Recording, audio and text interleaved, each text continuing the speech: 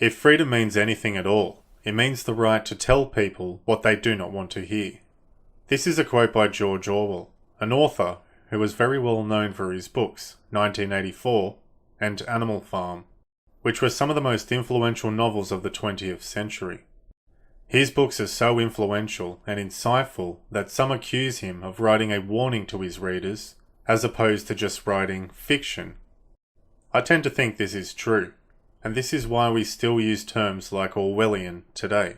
Orwellian is a word that is often used to describe a political system in which the government tries to control every aspect of people's lives, specifically when it comes to things like the eradication of free speech, or punishing people for their political views. Other words that are popularized today, because of his books, are wrongthink, Big Brother. What are your true feelings towards Big Brother? I hate him. You must love him. And thought crime. All of which correspond greatly with this topic of the video today. Something that not a lot of people know about George Orwell is that he was something of an insider. In his earlier days, he fought for the communist side in the Spanish Civil War, which was backed by the Soviets.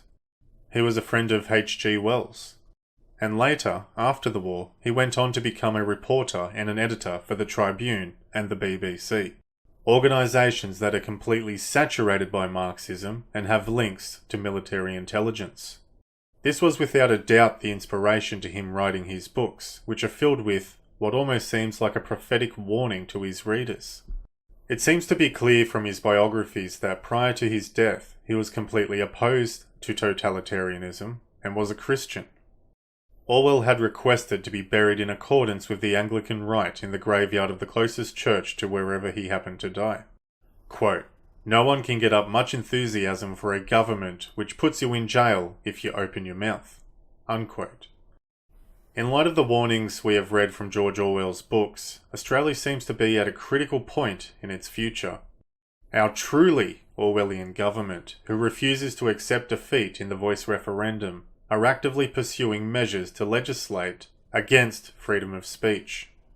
There has been a lot of talk recently about proposals for misinformation laws, ones which seek to empower the Australian Communications and Media Authority. Supporters of this proposal have been especially vocal since the referendum outcome. But we have seen a disgusting no campaign, a campaign that has been dishonest, that has lied to the Australian people, and I'm sure that'll come out in the analysis. What we've had is a whole lot of disinformation out there.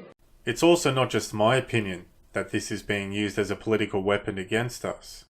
According to a recent article that came out by The Australian, quote, "Opposition communication spokesman David Coleman said Labor MPs labelled opinions they didn't like or didn't agree with as misinformation throughout this referendum debate.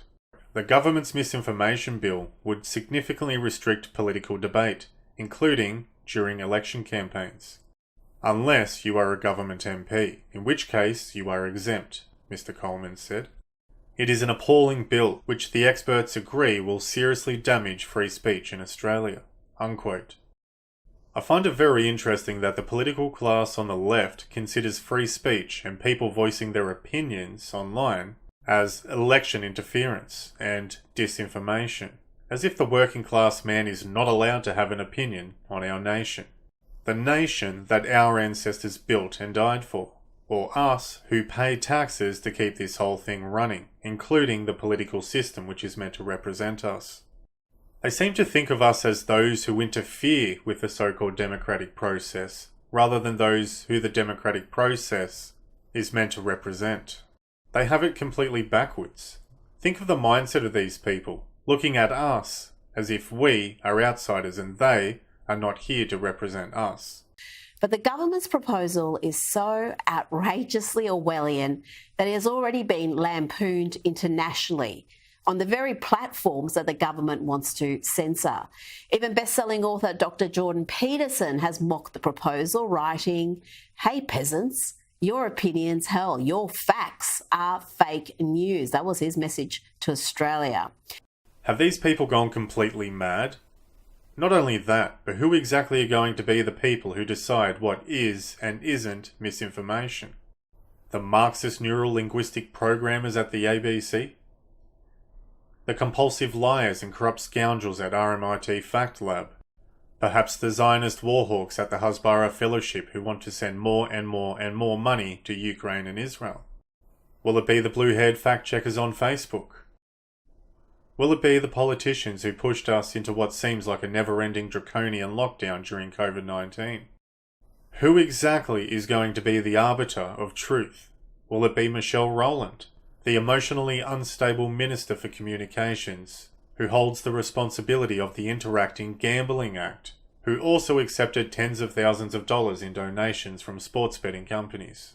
Does Michelle Rowland believe Australians are stupid and in need of protection from social media? Or is this about something else? The suppression of free speech and legislation against wrongthink? It's a bit unsettling really, because the Government of Australia, as well as their mind control agents at the ABC, have been the biggest spreaders of disinformation over the last 3 years. This also isn't solely about freedom of speech. It's about an agenda to prevent critical thinking and truth-seeking. It's aimed explicitly at the working class to cover up any corruption and to eradicate any resistance against the government's tyranny and Marxist dialectics. The wording and the vagueness of the bill is also of great concern.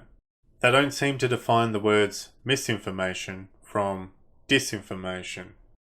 Disinformation is purposely placed propaganda that is used with the intentions of manipulation and deceit. This is a tool that is often used by governments and corporations. Misinformation, however, is just facts that are incorrect, and it doesn't imply at all that it was done on purpose with the intentions of deceit. In saying that, this bill could be aimed at people who just said the wrong thing. Who knows? That is what misinformation is after all.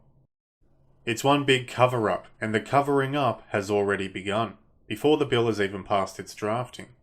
According to a recent Sky News article, quote, while a reported 23,000 responses were received to the public consultation on the bill, only a small handful were released last Friday, and a Parliament rose for a 4-week break despite a promise to post the submissions in early September. Analysis of the submissions reveals that, of the responses posted as of Saturday, 126 were negative, 5 were in favour of the bill, 3 were neutral, and another 10 were not actually relevant to the proposed law. One commenter wrote, quote, generally the public is able to discern the truth from misinformation, but only having the liberty to view both sides of the argument. Removing either one is going down the path of totalitarianism. Another wrote, raising concerns that the term misinformation was being weaponized by governments around the world to silence critics, saying while it's imperative to counter the spread of false information, it is equally important to guard against the weaponization of these labels in a way that undermines the democratic debate. One commenter simply sent an image of George Orwell's classic novel about an all-seeing, all-powerful government that tried to control even the thoughts of its citizens, saying, "Make 1984 fiction again," unquote. Shadow Communications Minister David Coleman said, quote, Australians know danger when they see it, and this bill is dangerous. It's no surprise that the submissions released so far comprehensively slammed the bill, but more than 99% of submissions and comments still haven't been released, Mr. Coleman said. The Prime Minister promised to run a transparent government, but there's no transparency here. This is a mess made entirely by the Albanese government, and there's only one way to fix it. Bin the bill. Unquote. It's clear to me that this misinformation bill is purpose-built to attack the freedoms of Australians that it alleges to protect. I encourage all of you out there to contact your ministers and representatives before this bill gets the chance to be voted on. This is also something you should be talking to people about at work, and your friends, your family as well. This bill is yet to be debated in Parliament, which means there's still time for amendments to be made. However you slice it though, I don't think this bill can ever be made a good thing. There is clearly a big divide between what the government says is true and what is actually objectively true. Those two things have never been the same. Of course, disinformation is a bad thing, and there's also a lot of people out there proposing stupid ideas. But the way that you beat stupid ideas is with debate, common sense, and by proposing good ideas. This really is an important issue, so be sure to share this video around on social media while that is still possible. I also want to thank all of you out there for watching this video. Let me know your thoughts in the comments section below. Until next time.